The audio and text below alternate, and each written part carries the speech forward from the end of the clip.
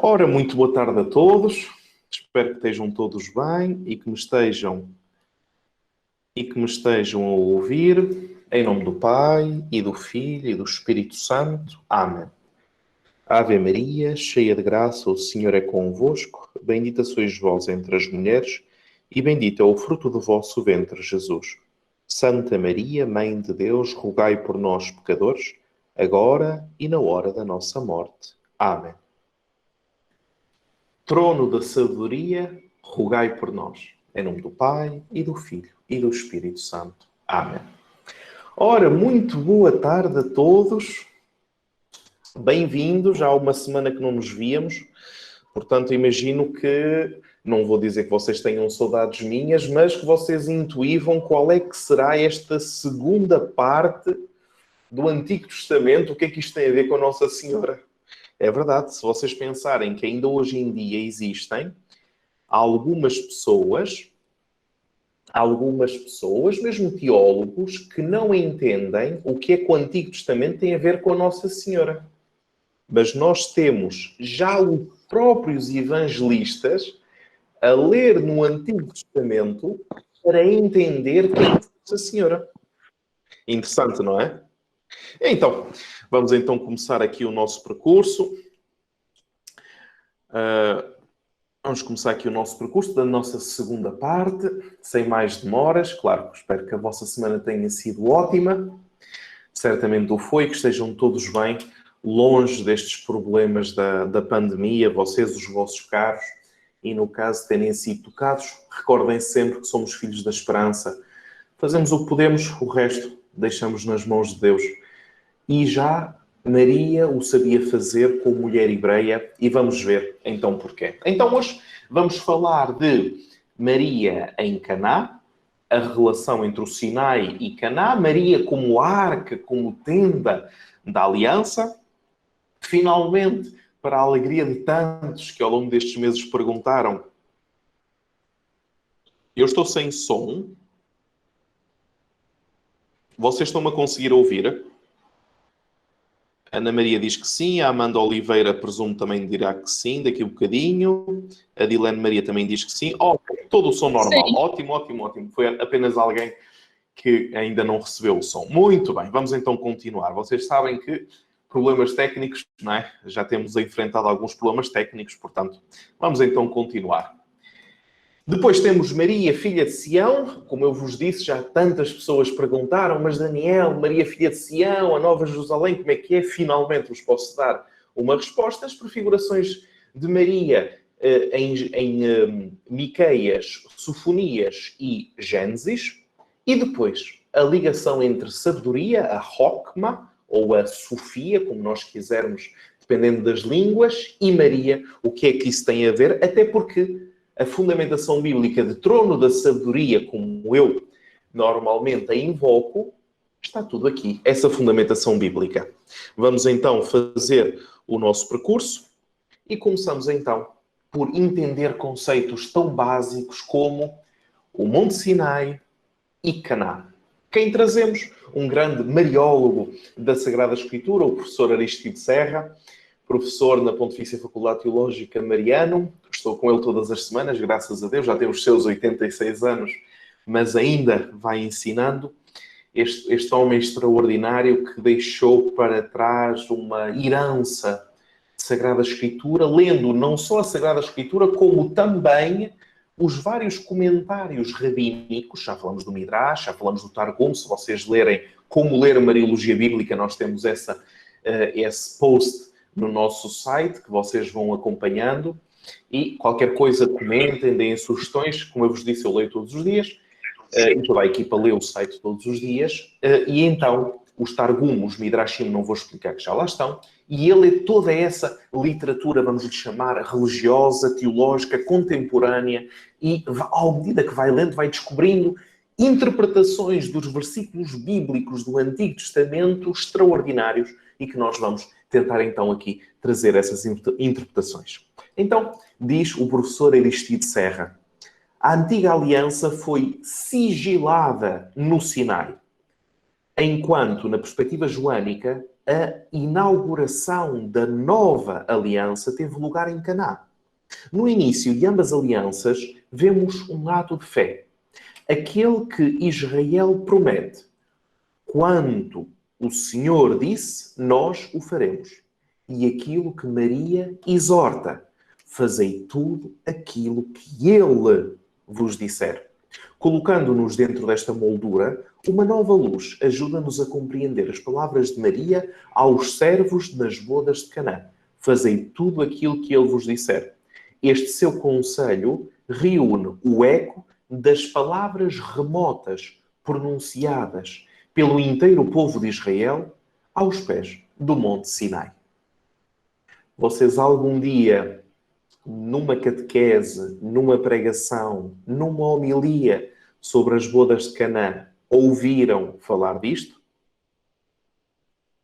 Pois é.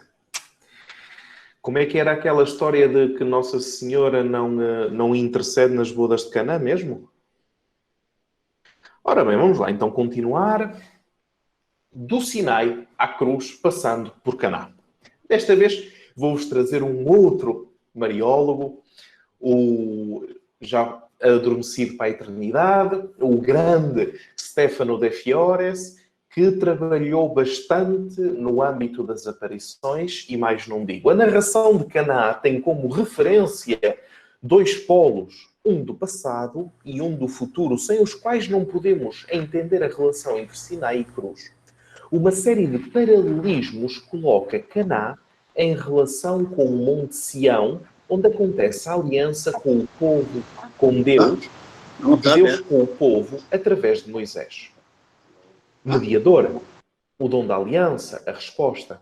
Aquilo que acontece no Sinai acontece agora em Caná, com as outras personagens e novas modalidades. O papel do mediador se desenvolve com a mãe de Jesus, que fala com ele e com os servos. No lugar de Yahvé, encontramos Jesus, o autor da nova aliança, apresentada num vinho excelente. A resposta à aliança é colocada nos lábios da mãe como convite a ser repetido pelos servos. A medianeira é a primeira a confessar a aliança com Deus na pessoa de Cristo, seu enviado. Dada esta identificação de Maria com o povo, apresentado no Antigo Testamento sobre uma imagem feminina, Jesus dirige-se a Maria com uma palavra invulgar. Qual é essa palavra? Mulher. Se vocês olharem para o Evangelho de São João, a palavra de mulher aparece 5 vezes. Aparece nas bodas, aparece na samaritana, aparece na mulher adúltera, aparece junto à cruz e aparece na aparição de Jesus ressuscitado a Maria Madalena. E depois aparece novamente em Apocalipse 12. Se vocês, portanto, são 6. Se nós tirarmos a samaritana, que é uma mulher sem rosto, não sabemos o nome dela, portanto, uma mulher tipológica, dizemos assim. Se nós tirarmos a samaritana, se nós tirarmos a mulher adúltera, que posso já dizer que é uma perícope, ou seja, um episódio que os estudos atuais dizem que não pertence a João, mas pertence ao Evangelho de Lucas. Muito bem. 2. Já ficamos com 4. Tiramos Maria de Magdala fora e ficamos com 3. 3 referem-se a Maria. E o nome Maria nunca é pronunciado no Evangelho de São João. É sempre a mãe de Jesus ou a mulher. Pois, curioso, não é? Mas, para agora não podemos entrar ainda mais. Temos todo o Antigo Testamento, ou a segunda parte do Antigo Testamento. Se vocês quiserem ter uma ideia, o Antigo Testamento demorou mais ou menos 3.500 anos a ser escrito. Estão a entender a quantidade de povos, de tempo, de situações que ele percorre. Então, vamos colocar Israel no Sinai. O que é que eles respondem? Tudo aquilo que o Senhor disser, nós o faremos. Assim se conclui a primeira aliança, onde todo o povo de Israel acolhe o dom da aliança e da lei, prometendo a Moisés obediência à lei. Resposta de Deus. Deuteronômios 5, 28b, 29. Ouvi as palavras que este povo te dirigiu. Está bem o que disseram. Quem dera tivessem semelhante disposição em temer-me e em guardar os meus mandamentos todos os dias, a fim de serem felizes para sempre, ele e seus filhos. Então, o primeiro fiat de Israel ao Senhor acontece através de Moisés. Pronunciando o seu fiat, o seu faça-se, Israel torna-se esposa do Senhor, seu esposo. Pois, como o oráculo do Senhor diz, estendi o manto sobre ti e te fiz um juramento, estabelecendo uma aliança contigo e passaste a ser minha. Ezequiel 19:8. Estão a ver esta linguagem doce de Deus para com Israel esposa. E o que é que isto tem a ver com Maria? Vamos descobrir. Maria em Caná. Disto, fazei tudo aquilo que ele vos disser. Repescamos novamente. E todo o povo respondeu a uma só voz: faremos tudo aquilo que o Senhor disse. Moisés referiu ao Senhor as palavras do povo. Depois Jesus vai dizer: vós sereis meus amigos se fizeres o que eu vos mando. E por fim, diz depois em Mateus, portanto, Mateus 28, é já Jesus ressuscitado que aparece e diz aos discípulos: ensinai-as, portanto, as novas comunidades, não é? A observar tudo aquilo que eu prescrevi. Estão a entender a gradação do fazer a vontade, do fazer a vontade, do fazer a vontade de Jesus. O que é que isso tem a ver com Maria? Maria e Israel. A consonância dos versículos citados demonstra que a Virgem vive em profunda comunhão com a fé do povo da qual ela é filha. Maria é filha de Israel. Jesus é filho de uma mulher hebreia. Ela torna-se em Caná a porta-voz perante Cristo, o novo Moisés. A mulher, povo de Deus, pode finalmente ser chamada não de mãe, mas de mulher. Cristo não a trata como mãe. O evangelista diz: estava a mãe de Jesus e também Jesus e os seus discípulos. Mas Jesus vai a tratar como mulher. Vai a tratar da mesma forma como o Deus do Antigo Testamento trata Israel. Então Maria em Caná é a mulher da aliança. E em relação à Igreja, nós, sendo a comunidade dos discípulos do Senhor ressuscitado, encontramos na exortação de Maria aos servos de Caná o modelo da obediência de fé em Cristo, seu Filho. Isto permite a Maria, aos discípulos, de entrarem na intimidade com Jesus. Neste contexto, é que podemos entrar nas bodas nupciais do Cordeiro Esposo, Messias da Nova Aliança, que foi inaugurada com o terceiro dia da Páscoa. A fecundidade eclesial do convite de Maria está presente na última aparição de Cristo, não é? Este Mateus 28, 19, 20. Como podemos observar destas palavras, existe uma harmonia entre a Igreja missionária e Maria nas bodas de Caná. Esta continuidade. Israel, Maria, Igreja. Imaginem Nossa Senhora como uma ponte entre dois mundos. O mundo da Igreja de Cristo e o mundo de Israel. Conduzindo a humanidade a ouvir a única palavra que salva, a Mãe de Deus, revela o caminho a ambos. Isto é muito importante. A ambos os povos das alianças. É da compreensão do testamento de Maria que nasce o futuro do terceiro milénio. Maria, com aquilo que disse, reuniu dois povos. As primeiras comunidades cristãs são hebraico-pagãs.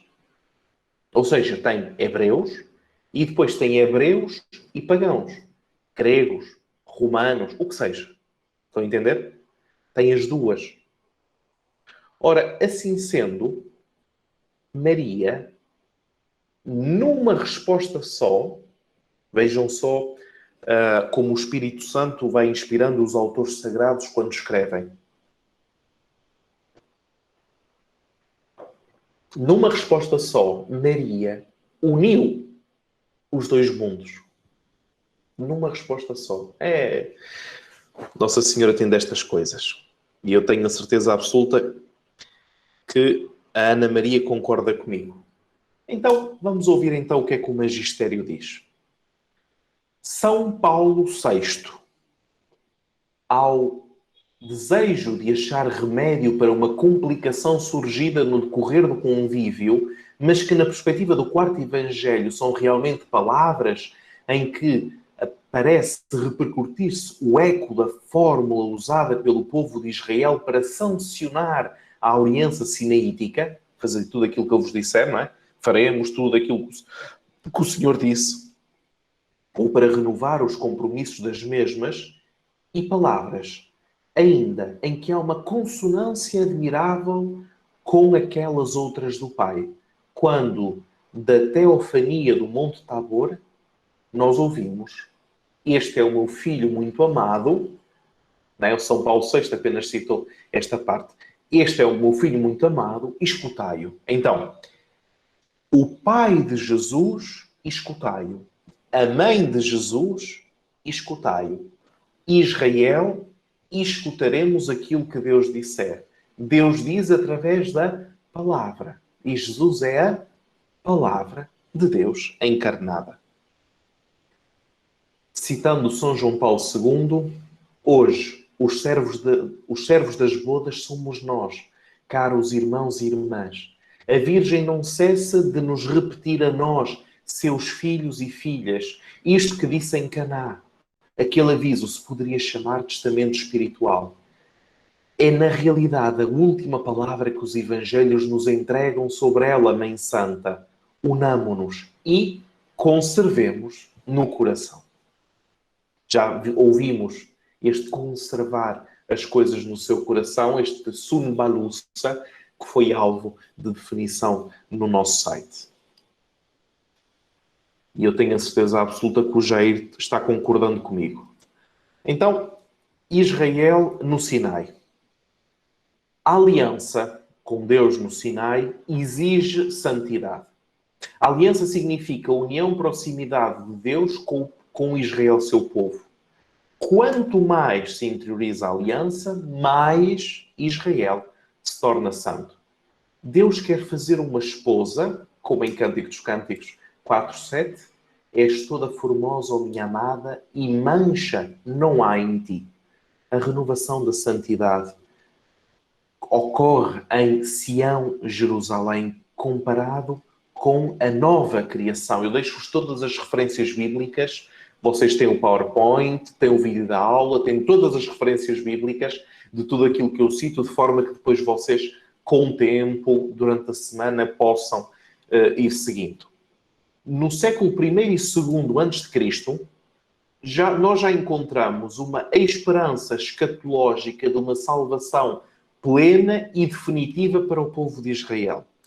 Era como se o povo de Israel estivesse já a ser inspirado por Deus naquilo que iria acontecer. Então, no Sinai, Deus realizou uma purificação total no corpo, curando todos aqueles que estavam doentes no corpo e no espírito do povo de Israel. Tal purificação é pedida pela Torá. A palavra Torá significa lei, está bem? E nós utilizamos muitas vezes a palavra Torá porque é o conjunto das leis de Israel, em definição muito rápida, está bem? Então não se assustem com o hebraico. Oferecida a Israel, quando Israel é pura, perfeita, imaculada. A Torá deve ser sem mancha para corresponder ao povo imaculado. O que é que Nossa Senhora tem a ver com isto? Vejamos. Maria é o espelho de Israel, o povo eleito. A aspiração de Israel de beleza incorruptível se concretiza em Maria, que ao dar o seu consentimento à nova aliança, irradia fidelidade, recuperando a beleza de Eva, que depois da serpente a tinha perdido. Por acaso Deus na criação faria da primeira mulher uma mulher feia? Perguntemos-nos um pouco. Faria de Adão um homem feio? Nós hoje, muito bem, a beleza é o interior de cada um, etc, etc, etc. Mas vocês lembram-se o que é que aconteceu com Judita? Devido à sua fidelidade à lei, Ela era de tal forma bonita que um dos generais lá do povo invasor até se converteu ao hebraísmo para encontrar esta beleza. Reparem que o povo hebreu não é um povo de grandes chavões teóricos. É um povo de experiência. Se vocês lerem o Antigo Testamento, tudo o que ali está é experiência concreta. Até porque a palavra experiência nem sequer existe na Bíblia. Mas eles vêm, ouvem, tocam, comem. Pensem no maná, no deserto, que chove o maná. Eles pegam e comem. Eles comem um alimento que vem de Deus. Estão a entender a sensibilidade empírica, se quisermos, deste povo. Quando eles olham para uma mulher e a mulher é bela, essa beleza é dom de Deus. Porque para eles não existe distinção entre Deus, os homens, o mundo, o sagrado e o profano. Não que Deus é todas as coisas, mas a presença de Deus é em todas as coisas. Estão a entender a diferença? Se Deus for todas as coisas, é panteísmo. Mas se Deus estiver presente em todas as coisas, como origem, mas também como presença contínua, num ato contínuo de criação, de um Deus que não nos criou e se foi embora, mas permanece fiel à sua aliança em favor do seu povo. É disto que nós estamos a falar. Então, no firmamento da aliança, Maria e a Igreja esplendem como esposa toda gloriosa, sem mancha nem ruga, mas santa e imaculada. Desde os inícios, a comunidade olha para Maria e fala da sua perfeita santidade no ventre materno, a concepção imaculada de Maria, que antecedeu a festa da Imaculada Conceição de Maria, que são duas coisas diferentes, ou melhor ainda, cheia de graça. Um fio direto percorre a Imaculada desde toda a eternidade, a aliança e a encarnação de Nosso Senhor Jesus Cristo.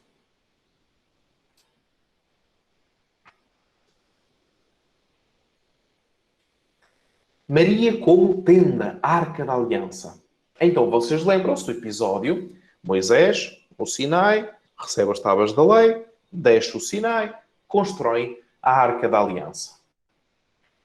Depois do sim de Israel, Deus desce para habitar no meio do seu povo. Pede para construírem um santuário, para ser a morada de Deus, onde colocarão uma arca. Dentro dessa arca, as tábuas da lei, sinal visível da presença de Deus que vive e caminha no meio do seu povo. Eu farei uma morada no meio de ti, ó Israel. Esta morada, já estamos no século I, começou em hebraico a ser chamada a Shekinah. Estão a entender? A Shekinah, a presença de Deus. A Shekinah, a presença de Deus no meio do seu povo, fazer a morada. Tenda erguida no meio do deserto, ou chamada tenda de reunião para com o povo, para lhes falar inicialmente, porque estavam no grande êxodo. Converte-se depois, já na época dos reis, da tenda da reunião para um templo de pedra, já na época dos reis, portanto 1200 antes de Cristo. Ora, vamos então ver o paralelismo que Lucas faz entre a Arca da Aliança e Maria, para quem ainda tiver dúvidas acerca de Maria no Antigo Testamento. Ora, vamos ver então. O Espírito Santo descerá sobre ti, Lucas 1,35a. Êxodo 40, 34a. Então a nuvem cobriu a tenda da reunião. Lucas 1,35b. Sobre ti se estenderá a sua sombra e a potência do Altíssimo. 35a. Moisés não podia entrar na tenda da reunião porque a nuvem permanecia sobre essa. 35c. Porque aquele que nascerá será chamado Santo Filho de Deus. 35b. E a glória do Senhor enchia a morada. Alguém ainda tem dúvidas acerca do texto que São Lucas utilizou para olhar para os acontecimentos com os olhos da fé?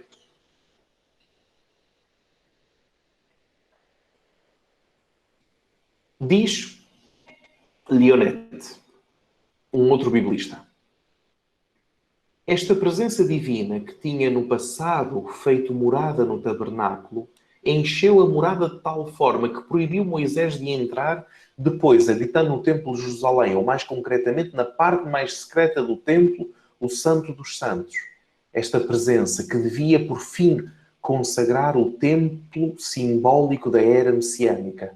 Eis que o anjo Gabriel anuncia a Maria que está para realizar-se, ou quase atualizar-se, no seu ventre, transformando este ventre virginal num santuário. Um santo dos santos vivente. Esta presença divina que ela, da sua infância, tinha aprendido a venerar num só lugar da terra, lá onde o sumo sacerdote apenas entrava uma vez por ano, no dia da grande expiação. O anjo Gabriel lhe ensina que agora deve adorar dentro de si mesmo.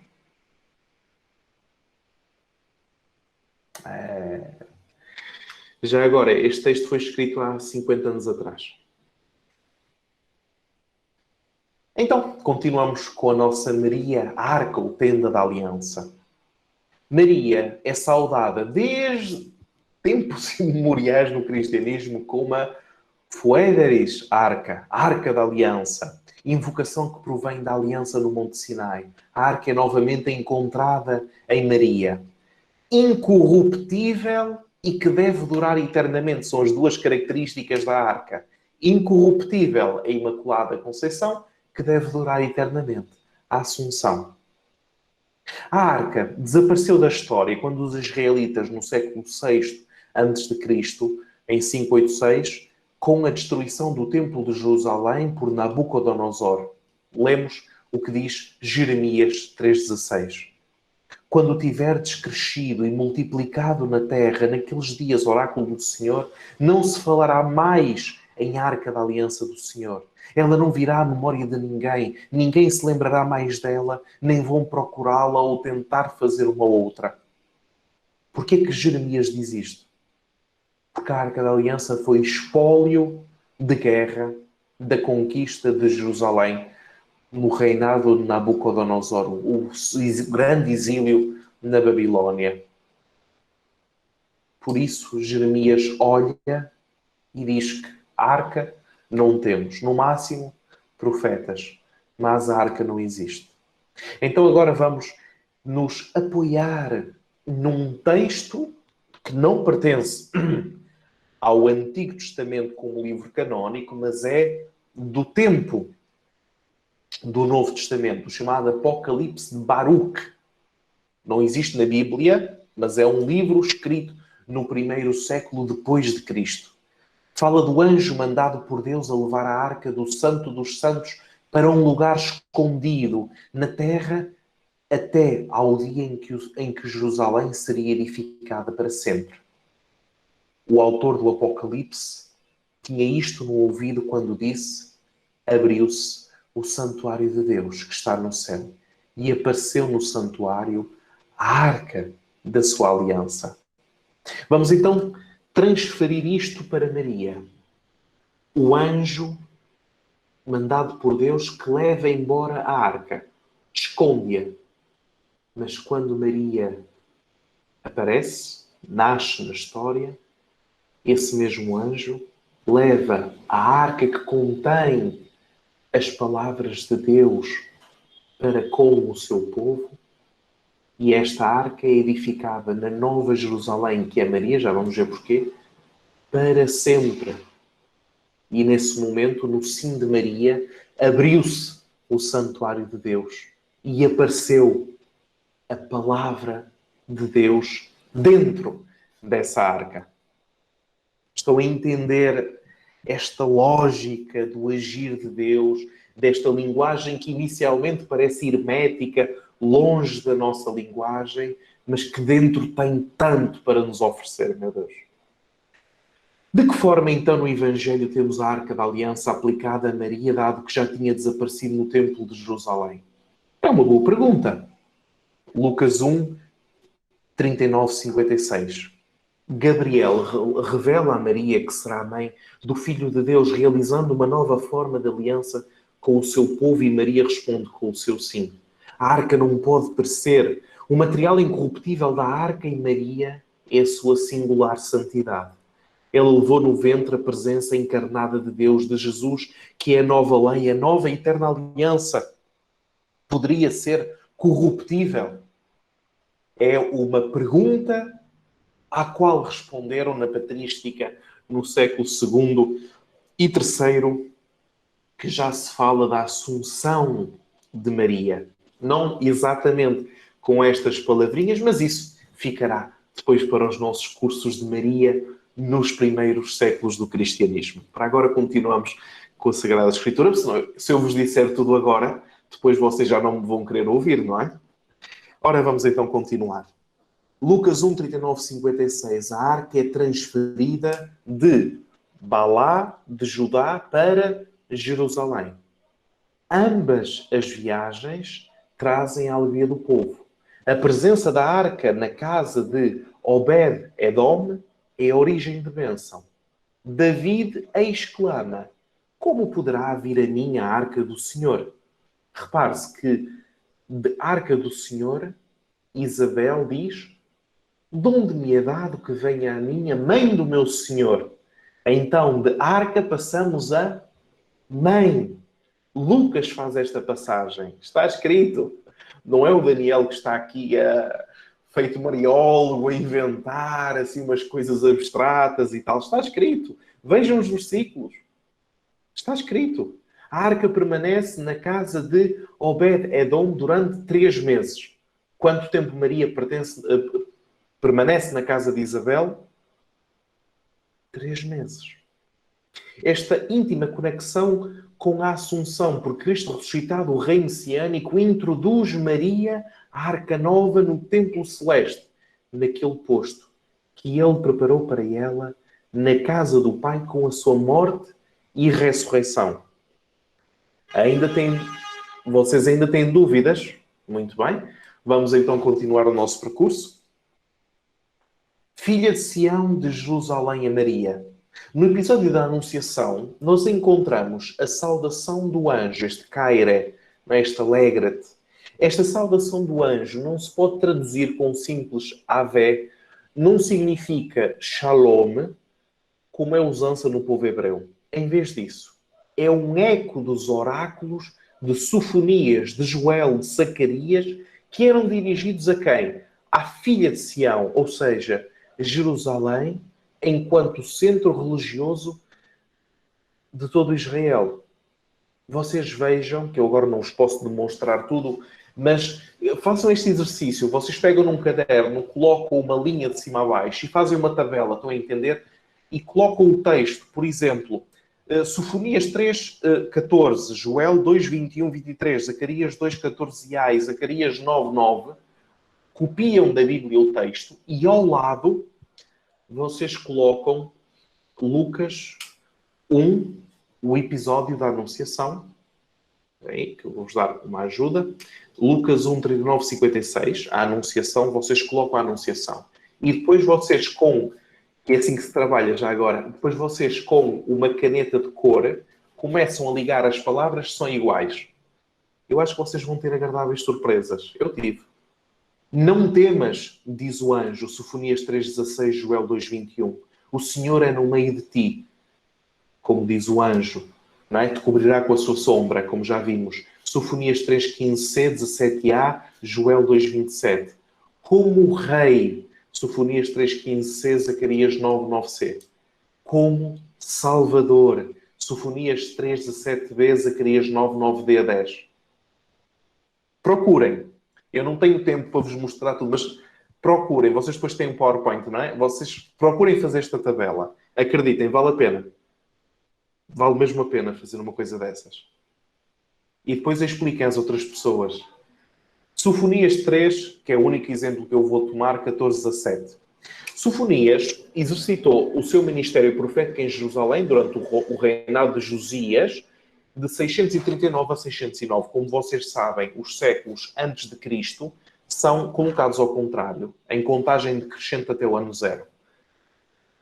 E Sofonias exerceu o seu profetismo de 639 até 630, portanto, durante 9 anos. Quando o rei Acaz pediu ajuda contra Damasco e a Samaria, no ano 734, o reino de Judá estava debaixo das forças assírias. O paganismo corrompia o povo e o sangue de inocentes corria nas ruas de Jerusalém. Para inverter esta situação, o rei Josias encarrega Sofonias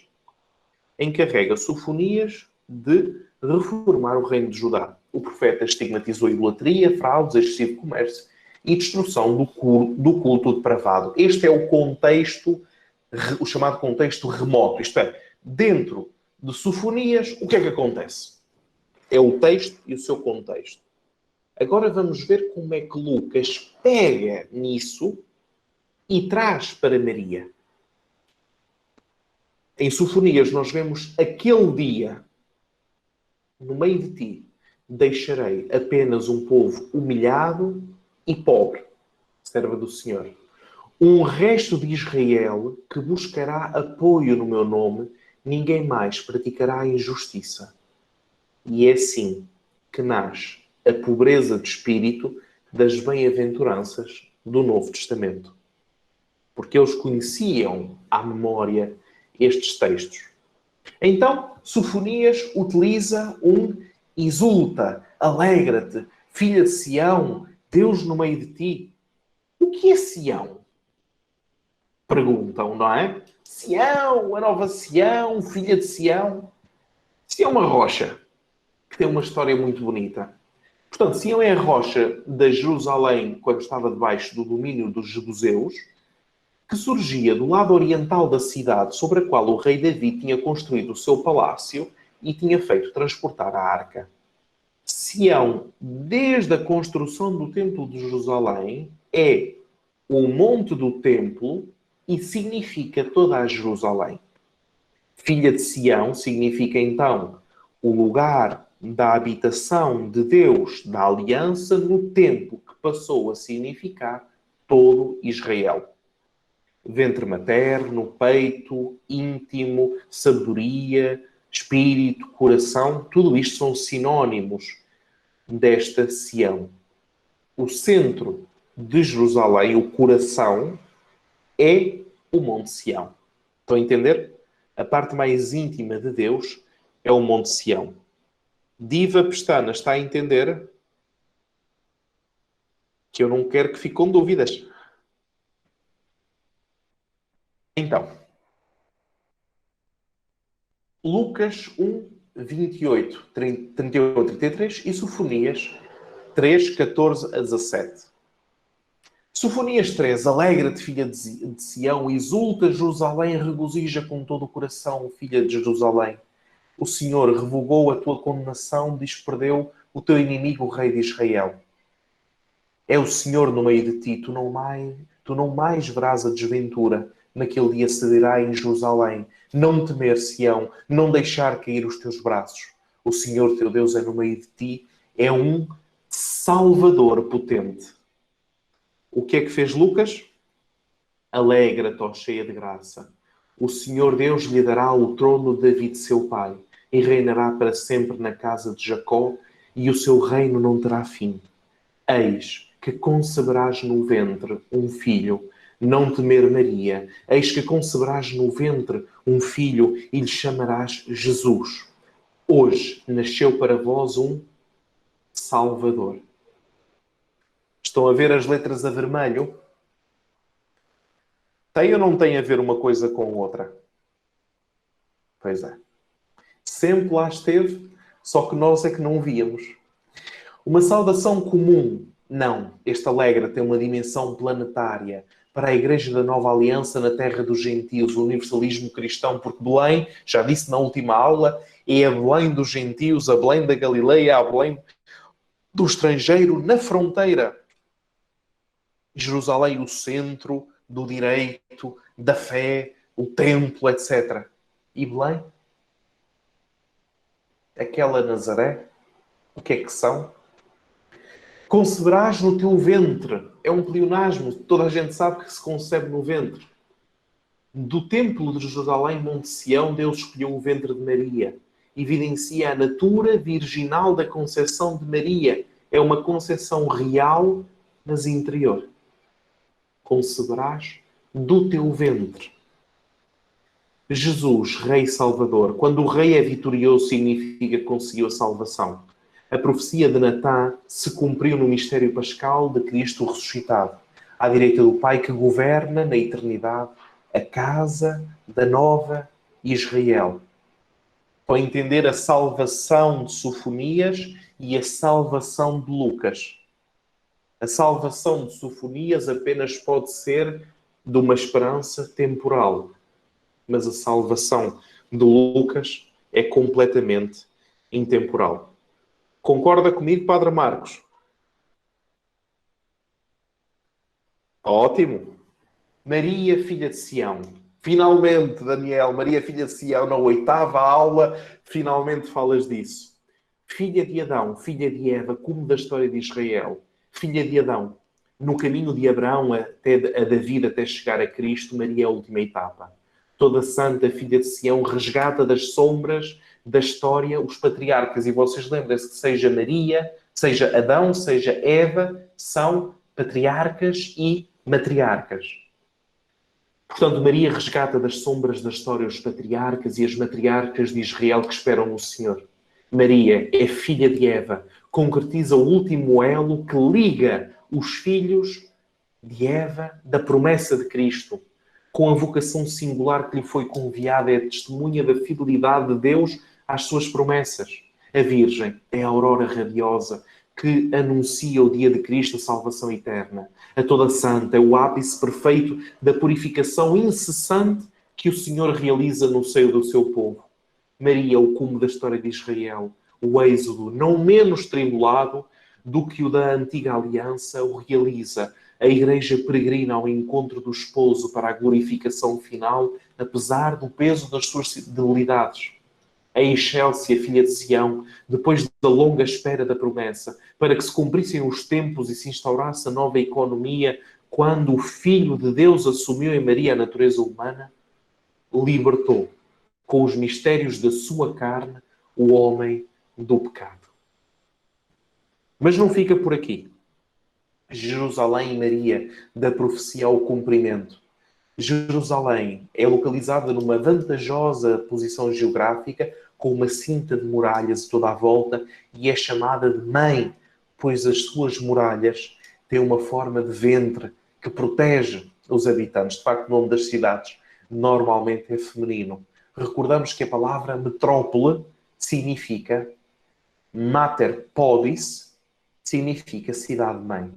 A maternidade simbólica de Jerusalém contém dois princípios, Deus e o seu povo. E ambos são uma profecia de Maria. Em que sentido? Jerusalém é considerada a mãe de Deus. Deus habita no meio dela. A encarnação habita no meio de Maria. Logo Jerusalém, esta interpretação rabínica, encontramos de Jerusalém como a mãe de Deus, já no 1º século depois de Cristo.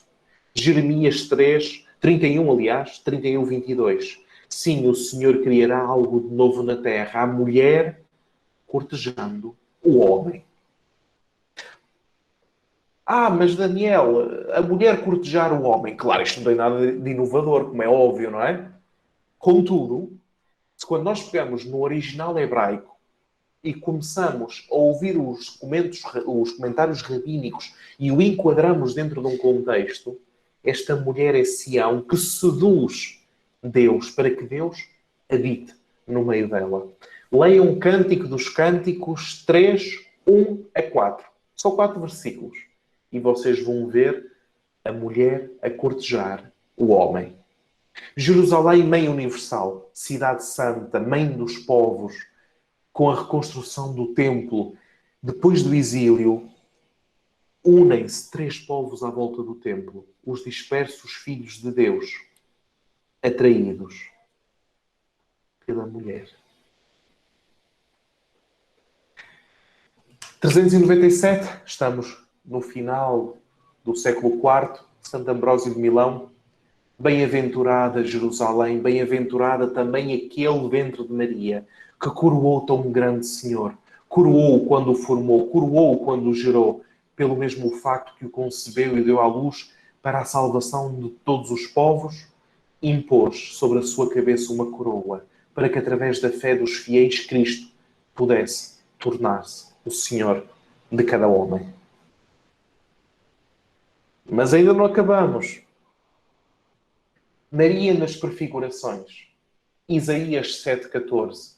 Pois bem, o próprio Senhor vos dará um sinal. Eis que a jovem conceberá e dará à luz um filho e porá o nome de Emanuel.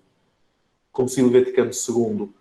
Maria foi profeticamente prefigurada na promessa feita aos progenitores caídos no pecado sobre a vitória da serpente.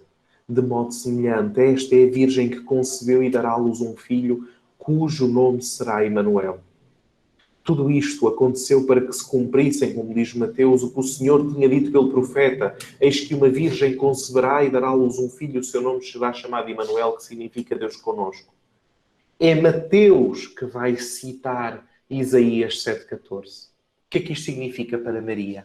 Depois da narração da concepção virginal de Cristo, Mateus justifica a linhagem de Davi de Jesus através de uma paternidade legal de José.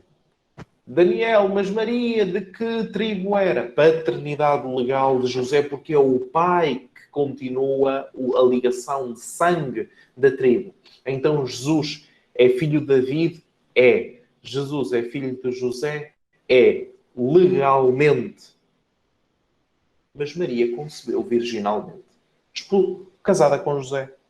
Não entender? A legalidade hebraica da descendência de sangue. O Emanuel Ezequias, no passado, assegurou a dinastia davídica. Assim também na Igreja, esta permanece porque se cumpriu o oráculo. O Deus conosco, o Emanuel, que permanece até ao fim do mundo. Maria concebe de forma prodigiosa, como indicado do oráculo. Eis que uma virgem conceberá, este é o sinal do Senhor. Eis que uma virgem conceberá, por virtude do Espírito, seja o filho de David, seja o Deus conosco. Da mesma forma se justificam as palavras de Mateus quando afirma: não penseis que vim abolir a lei ou os profetas. Não vim para abolir, mas para cumprir. Maria, através de Cristo, ou Cristo em Maria, que a cumpre os oráculos do Senhor. Não vai contra, cumpre.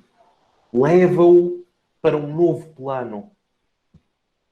É isto mesmo que acontece com Maria. Os oráculos do Antigo Testamento se concretizam em Maria, ainda que de uma forma exponencialmente mais significativa. Daniel, Jesus é o Messias prometido? Sim.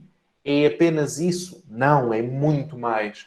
Daniel, Maria é a mãe do Messias? Sim. Apenas isso? Não. Muito mais.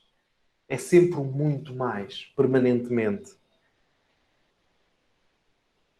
Maria não é anti-judaica, não é uma reformadora, apenas deixa acontecer o Espírito Santo em si. É na disponibilidade do Deus conosco que a vontade do Pai na vida da Virgem Mãe de Deus se manifesta. E ainda não acabamos. Miqueias 5:2-3. Por isso, Deus os abandonará até o momento em que der à luz aquela que deve dar à luz. Então o resto dos seus filhos voltará para os filhos de Israel. Ele se levantará para apacentar com força, com a força do Senhor, com o esplendor do nome do Senhor, seu Deus, e estarão bem seguros, porque agora ele é grande até aos limites do país. E depois aparece também em Miqueias: e tu, Belém de Éfrata. Não é? Jesus que nasce em Belém, onde é que algum dia poderia vir alguma coisa de bom a partir daí? Como um local pequeno sublinha a humildade das origens quando em confronto com a gloriosa Jerusalém. Deus constrói nos planos da insignificância humana. Então, quando dará à luz aquela que deve dar à luz, a identificação do povo eleito com a mãe do Salvador, toda a comunidade se concentra na pessoa da mãe do Messias. Aqui também encontramos um paralelismo entre Miqueias e Lucas. Regressam os temas da filha de Sião e da Arca da Nova Aliança. Isto depois, claro, se vocês pegarem nos textos originais em hebraico, em grego, as traduções compreende-se muito melhor. Mas nós fazemos pequenas pinceladas, porque não é um curso de Mariologia Bíblica. Depois temos Gênesis 3,15, que todos nós conhecemos à memória, não é? A mulher que esmagará a cabeça da serpente e que é apenas citada em Apocalipse. Vejam só, um versículo, não é? Maria como nova Eva, um versículo que depois se tornou tão famoso na história do cristianismo, é citado apenas o último livro da Bíblia, cita o primeiro livro da Bíblia. A mulher não é Eva, porque falta o artigo em hebraico que liga à narração precedente. É um oráculo do Senhor. Não diz Eva tu esmagarás, diz a mulher. Curioso, não é? Não diz Eva, diz a mulher. É a semente da mulher que são aqueles que se mantêm fiéis nos caminhos de Deus, que esmagam a cabeça da serpente. É o que lá está em hebraico. No século I depois de Cristo, já se olhava para Eva como uma das matriarcas de Israel. Em Apocalipse 12, nós encontramos um simbolismo polivalente que nos recorda Eva lutando com a serpente antiga. Chega-se mesmo a dizer o dragão, vírgula, a serpente antiga, a antiga serpente. Não conseguindo atingir a mulher, faz guerra ao resto da sua descendência. Quem é esta mulher? É esposa, é Israel, é igreja, é Maria, enquanto esposa do Cordeiro, ou seja, enquanto cordeira, é a cidade santa, é a Nova Jerusalém, que contém as 12 tribos, correspondem às 12 estrelas. Não se fala de duas mulheres, não se fala de duas alianças, mas fala-se de uma aliança e de um povo. O mistério do parto é a imagem do mistério pascal de Cristo, a mulher. É Maria, no mistério pascal, mãe de todos os discípulos, com tonalidades eclesiais, quando Jesus faz de Maria o quê? Mulher. Estão a entender como este mulher regressa novamente do Sinai, Caná, cruz, Apocalipse. E como se isso não bastasse, uma última palavra sobre Maria e a sabedoria. Maria é celebrada no cristianismo como o trono de sabedoria. As raízes mariológicas de tal invocação são bíblicas. O conceito de sabedoria indica a atividade do homem que deseja saber, conhecer, aprender, como tal inicia a partir do cosmos, do mundo, para chegar à pessoa humana enquanto microcosmos, o micro-universo. Nestas duas dimensões, o homem bíblico tenta encontrar a sabedoria, que significa conhecimento feito à experiência. A sabedoria de Deus. Deus que conhece o homem porque o experimenta. Para o homem bíblico não existe a distinção entre o sagrado e o profano, religioso e laico, porque Deus está presente em todos os momentos. A Torá, como ensinamento, revelação do Senhor para o povo de Israel, é o caminho que leva o homem à sabedoria. Quem a acolhe, insere-se na vontade de Deus. Quem é contrário à lei, encontrará desordem e morte. E o que é que isso tem a ver com a sabedoria, Daniel? Maria, hebreia e herdeira da Torá, ou seja, da sabedoria. Lei e sabedoria estão sempre juntas. Em teu meio deixarei apenas um povo humilhado e pobre, um resto de Israel que buscará apoio no nome do Senhor. Ninguém mais praticará a injustiça. Assim nasce a pobreza de espírito no Novo Testamento. Porque é que nós repetimos esta passagem? Porque quem não pratica a injustiça, pratica a justiça. E quem pratica a justiça, pratica a lei. E a lei não faz com que o homem seja ao lugar de Deus, mas faz com que o homem tenha a sabedoria dos simples. Maria, memória protetora da sabedoria exegeta.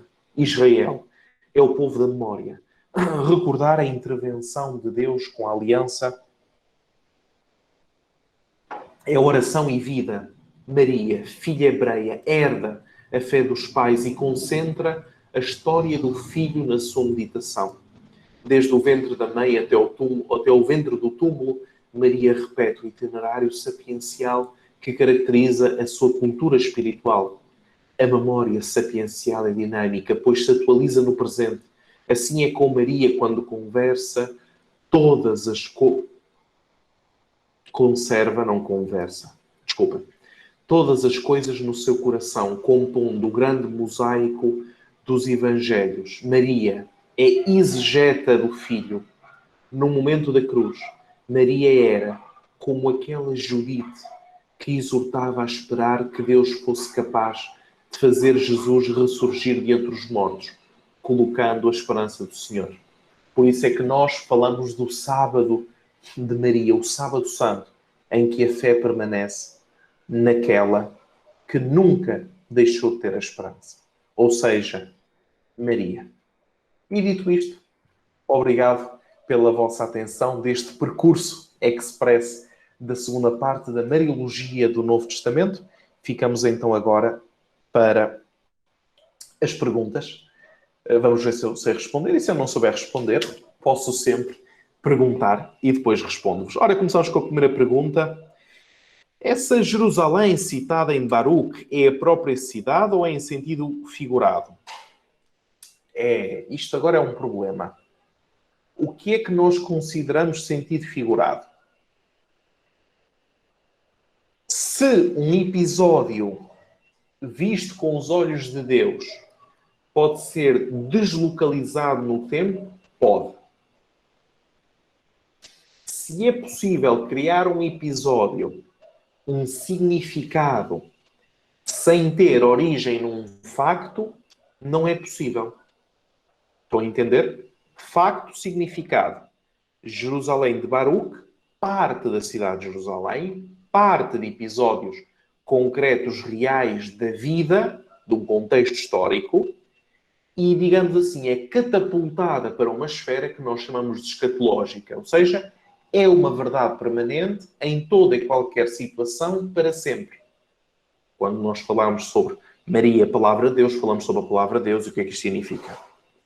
Sião é o monte onde foi construído o Templo de Salomão, onde ficava a Arca da Aliança em Jerusalém. Ficava no templo, e dentro do templo eles tinham uma pequenina parte, onde estava lá dentro a Arca da Aliança, e o sumo sacerdote daquele ano, porque eles tiravam as sortes, o sumo sacerdote daquele ano entrava lá dentro uma vez só, ao longo do ano, para pronunciar o nome de Deus, chamado tetragrama, e ao pronunciar o nome de Deus, sacrificava em cima da arca. Essa relação foi considerada quando da compilação dos textos para formar a Bíblia. Estamos a falar da relação entre Maria e o Antigo Testamento. Se os próprios autores do Antigo Testamento já relacionam Maria com o Antigo Testamento, sabendo que o Antigo Testamento foi colocado na ordem que nós temos, aprovado nos concílios no século IV, isso significa que temos toda a patrística que já fala sobre isto, porque conhecem seja o Antigo, seja o Novo Testamento, seja outros livros que o referem. Portanto, esta relação existiu desde sempre. Porquê é que Deus escolheu Jerusalém para ser a morada? É uma questão de perguntar a Deus. É assim, a história por trás disto é muito simples. David é rei, David quer unificar reinos, David, ao unificar os reinos, coloca-se na posição mais vantajosa geograficamente. Tem que ser um local alto, tem que ser um local sobre a rocha, de forma a que não seja possível escavar por baixo das muralhas. Estão a entender aquilo que aconteceu? Razão pela qual, estrategicamente, do ponto de vista militar, Jerusalém é ideal. Podemos afirmar que a forma como a liturgia da palavra é organizada em cada missa nos permite ver essa relação que hoje você nos apresenta no Antigo e no Novo Testamento? Seria usado este método como confirmação um do outro? Como eu vos disse, na relação entre Maria e a palavra de Deus, a Bíblia lê-se com a Bíblia. A Bíblia interpreta-se com a Bíblia. Os textos da Bíblia iluminam-se uns aos outros. A liturgia, sabendo que Cristo ressuscitado aos discípulos de Emaús apresentou a lei e os profetas e os outros livros para os fazer ver que falavam sobre ele, repete o mesmo que o próprio Jesus ressuscitado fez. É justificado então que Maria é a configuração do Sinai? Ora, a palavra configuração eu não conheço. Eu conheço a palavra figura. Maria é a figura do Sinai. Personificação do Sinai. A palavra configuração em teologia nunca encontrei. Podemos dizer que o autor do Apocalipse fechou o capítulo 11 com a marca da aliança de forma proposital para fazer referência à mulher Maria no capítulo 12? Ora, aí está uma coisa que eu nunca li. Mas é perfeitamente possível, é uma questão de ir aos textos. Nunca vi essa associação, mas é como me ensinou Gregório Magno. Se algum de vocês tem alguma interpretação original a propor, segundo o Espírito de Deus, eu serei o primeiro dos discípulos a aprender. Isto significa que, sim, é possível. Nunca reparei que tal tivesse acontecido, mas é possível. Pode acontecer que daqui por uns meses, quando fizermos um curso de Mariologia Bíblica e fizermos Apocalipse 12, exatamente na introdução deste texto que encontremos. Pode-nos dizer um pouco mais sobre a vida de José, marido de Maria? José, depois de um ponto, ele sai de cena. Tenho curiosidade em saber até quando José esteve presente na vida de Maria e Jesus. Eu vou-vos dizer aquilo que eu sei e não aquilo que eu não sei. José aparece para proteger, para dar a linhagem de Davi a Jesus, para proteger a mãe e o menino. Sai de cena, digamos assim. Porque depois José não tem mais sentido. Porque toda a descoberta do Evangelho é de Jesus como Filho de Deus. Estão a entender? Descobrindo Jesus como Filho de Deus, Pai, no templo, a pede que eu encontro Jesus no templo, eu e teu pai estávamos à tua procura, e Jesus responde, não sabeis que eu devia estar em casa de meu pai a tratar das suas coisas? Lembram-se desta passagem, não é? Sobre o tempo que José esteve na vida de Jesus e Maria, nós não sabemos.